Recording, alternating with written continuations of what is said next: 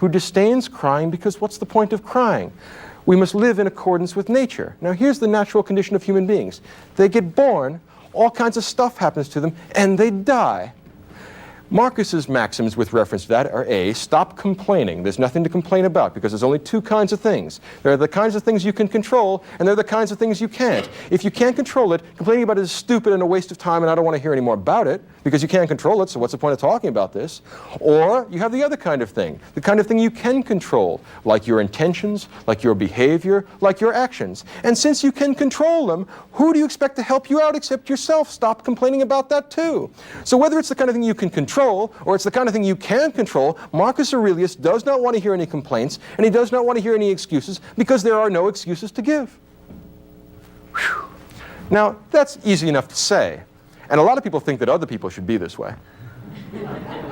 Right? Have you noticed it? Like, you can't help but admire this guy. Like, every one of us, I bet, in this audience said, wow, what a great guy. I wish I knew him personally. No, you don't. Think of what he'd think of you. You really don't want to know this guy. Imagine working for him. Oh, please. No, this guy is never going to be satisfied. And if he is satisfied, he's not like he's going to give you applause. He's going to say, well, you're doing what you ought to do. No compliments for you. You're doing what you ought to do. You don't need any reward beyond that. You're living like a philosophical man, which is a reward in itself. Virtue is its own reward. You're virtuous. What do you want from me? Get back to work. And of course, if you're not virtuous, you are pretty much what he expects human beings to be, you swine. And what's unnerving about this is that there's not the slightest taint of hypocrisy in it. He not only says this stuff, he acts this stuff. He not only talks the talk, he walks the walk. He does it. And he does it under worse, more difficult circumstances than you fail to do it. And yet he still likes us. In other words, he still go out of his way to help us out.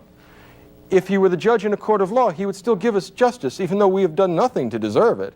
As a matter of fact, what is it what's the line from Hamlet? If we gave every man his deserts, who would escape a whipping? Marcus Aurelius would. That's part of the problem with Marcus Aurelius. There's nothing quite like this guy in the whole history of the world.